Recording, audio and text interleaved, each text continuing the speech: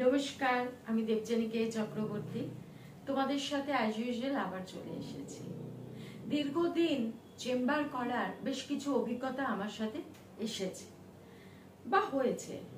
সেটা হচ্ছে যে চেম্বারে যারা আসেন বা অনেকে আছেন অনলাইনে আমার সাথে যোগাযোগ করেন, কারণ সমস্যাগতভাবে তারা আমার সামনাসামনি আসতে চায় না বা নিজের মুখ দেখাতে চায় না, বা অনেক সময় আছে যে বলে দেয় যে ম্যাম প্লিজ আমি ব্যাপারটাকে সর্বসম্মুখে আনতে চাইছি না।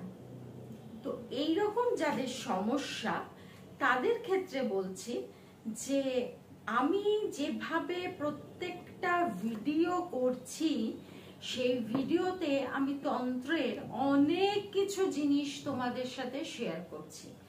কোথায় পাবে, কিভাবে পাবে, কি জিনিস কিভাবে ব্যবহার করবে, করলে কি হবে, এই জিনিসগুলো এভাবে কিন্তু আগে কোনোদিন তন্ত্রের কোনো ভিডিও তোমরা পেয়েছো বা দেখেছো বলে আমার যথেষ্ট সংশয় আছে।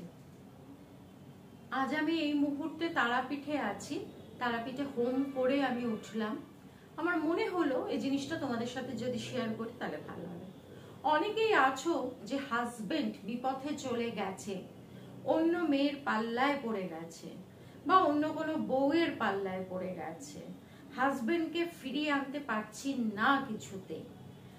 সেক্ষেত্রে যদি নিজের হাজবেন্ডকে নিজের কাছে আনা যায় তাহলে কিন্তু সেটা কোনো অন্যায় কিছু হয় না, কারণ আমার নিজের সংসার বাঁচিয়ে রাখার সম্পূর্ণ অধিকার আমার আছে।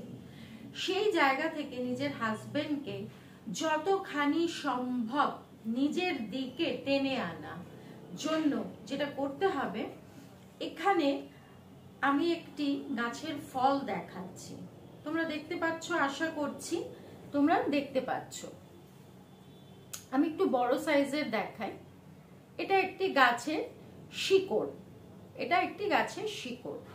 কি শিকড় সেটা আমি এখানে বলতে পারবো না, কারণ হচ্ছে যে অনেক রকম লোকে ভিডিও দেখেন, অনেক রকম ভাবে কপি পেস্টের জামানা এখন। তো এই যে শিকড়টি, এই শিকড়টিকে যেটি করতে হবে কারণে কারণে ভিজিয়ে রাখতে হবে, এবং রাখার পরে, কারণ বললে তোমরা হয়তো বুঝতে, বাটির মধ্যে নিয়ে অল্প একটুই নেবে, পুরোটা নেবে না। সেইটা এই শিকড়টা বা এই গাছের যে ডালপালা, এটার একটাই অংশ হয়, সেটাকে ভেঙে বাটির মধ্যে ভিজিয়ে রাখবে। খুব কম করেও 3 ঘন্টা ভিজিয়ে রাখবে। তারপরে সেই যে জিনিসটা খলে বাটবে, খলে বাটার পরে এটা সেই ব্যক্তিকে কোনো খাবারের সঙ্গে, যে কোনো খাবারের সঙ্গে যে কোনো সময় যে কোনো দিন খাইয়ে দেবে। যদি কৃষ্ণপক্ষতে খাওয়াতে পারো তাহলে খুব ভালো হয়, দেখবে বর তোমার পিছু ছাড়ছে না। এই যে জিনিসটা, এরকম ভাবে কিন্তু তন্ত্রের কোনো রেমেডি আগে কেউ দিয়েছে বলে আমার মনে হয় না।